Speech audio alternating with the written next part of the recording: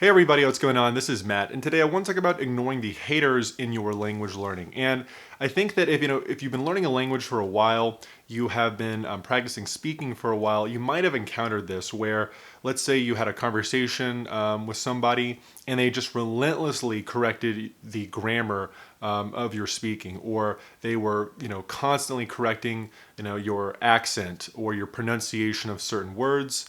Maybe they were, just like had a very negative kind of, demeanor towards you trying to speak, or they were just kind of very critical about you using the kind of the wrong word for this specific context. Maybe it wasn't the perfect adjective in the situation. And at times like this, it's very easy to get kind of very discouraged, very frustrated, and demotivated in your language learning.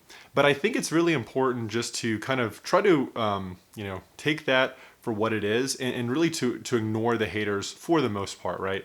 Obviously, there is some degree of good intention in a lot of cases when someone is trying to correct your grammar or trying to give you the right word or something like that.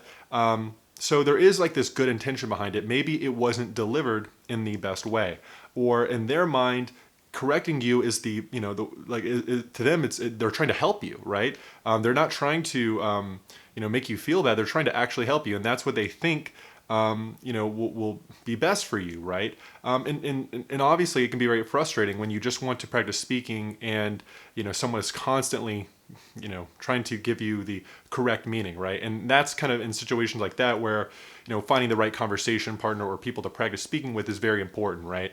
Because if your goal is just to practice speaking and you're worried less, you're not really worried about grammar mistakes as much, and someone's constantly correcting you, that can be maybe not the most pleasant of experience. But just realize that, all these kind of experiences are going to be on a person by person basis, right? There's some people that they're not going to care about your grammar or that you speak perfectly. They're just as happy to just have that conversation with you.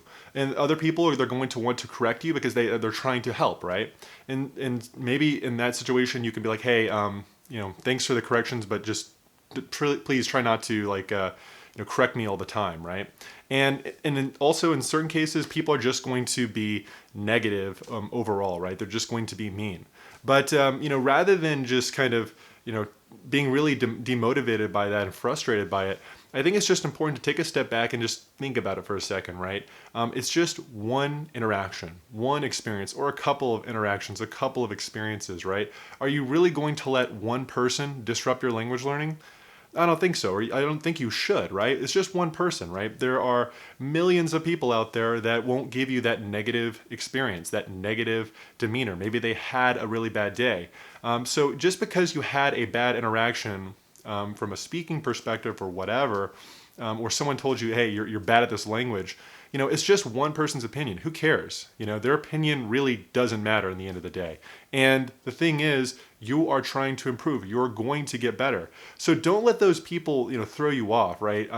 If you have haters, you're in the right direction, right? So it's just impossible to get by without somebody probably disagreeing with you at some point, right? It's just impossible for every single person to like you. So I think it's very important to just kind of take the hate and the criticism, in strides, right?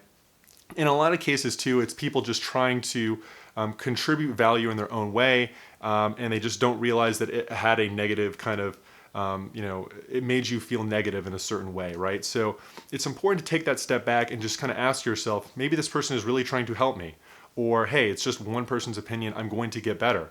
And better yet, don't try to take that that hate, that negativity personally, but just also ask like, hey, okay, this might be kind of a good learning experience. What can I take from this experience that I need to improve on? Maybe I do need to improve my grammar a little bit. Maybe I need to work on my vocabulary.